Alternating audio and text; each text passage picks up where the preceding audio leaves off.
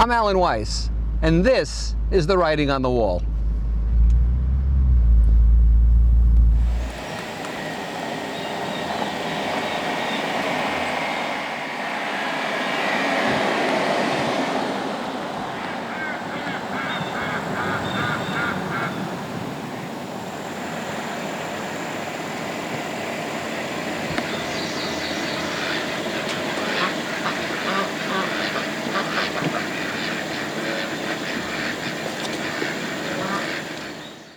Welcome back to Writing on the Wall, folks. I call this episode, Give Me a Shot.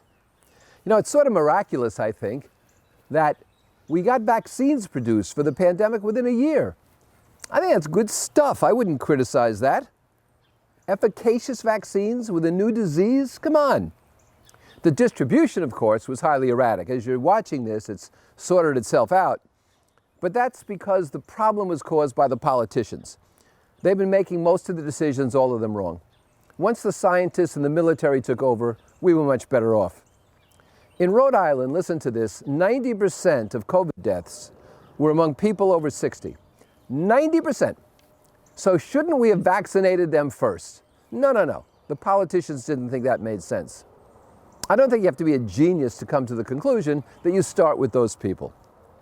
Nursing home deaths now have plummeted as a result, but it wasn't easy to establish that priority. What's wrong with people? Teachers' unions have held students hostage, demanding early vaccinations, despite the fact that the science shows that kids don't spread the disease much. The state's diverse approaches have encouraged people to travel over borders, displacing residents in line. Florida ran a snowbird option where you could fly to Florida, get your shot when you arrived, and spend your money as a tourist.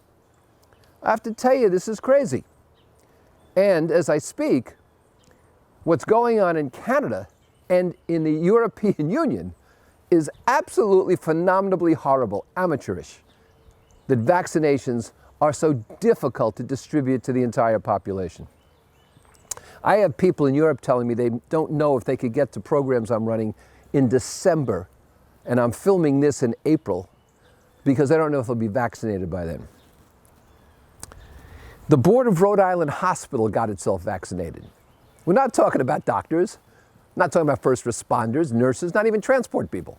We're talking about the board of directors who sit in a big room and have some drinks and food and presumably talk about strategy. Although I don't know what they do talk about there, they certainly don't talk about ethics. Why the hell should they have been vaccinated? The state medical director said she was very disappointed, yeah. Legitimate first responders and medical personnel, some of them, gave their registration numbers to family and friends. I can understand their motivation, but I don't like the action. By and large, Walgreens and CVS handled this far better than government sites and entities. I went to Walgreens, one in Revere, Massachusetts, and one in Everett, Massachusetts.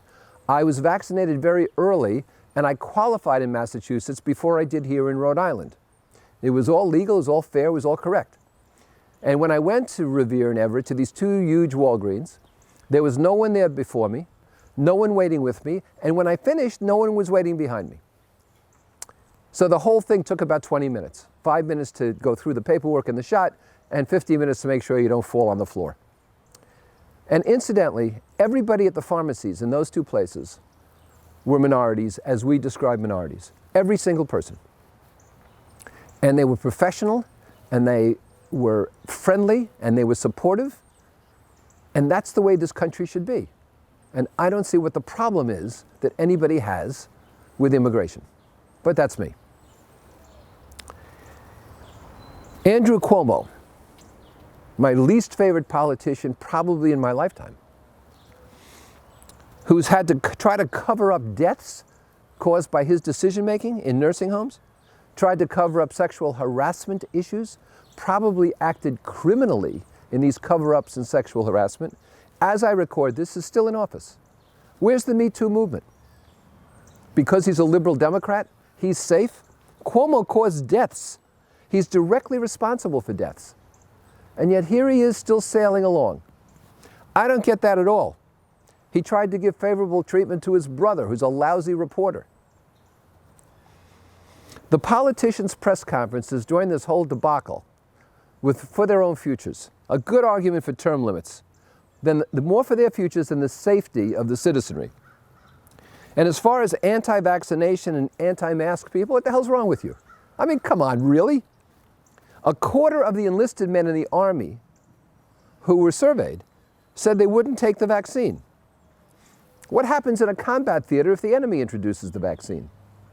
I mean, is it really some kind of threat to manhood or to independence or to whatever to wear a mask? Is that so difficult? And by the way, the doctors I know have told me that regular flu cases have almost disappeared. Regular flu deaths have just about disappeared because of the precautions being taken for COVID.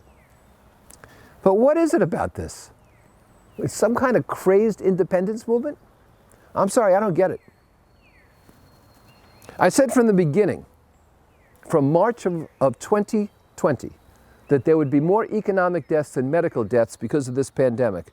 And I was right, especially considering all the preventable deaths that took place, that didn't have to take place.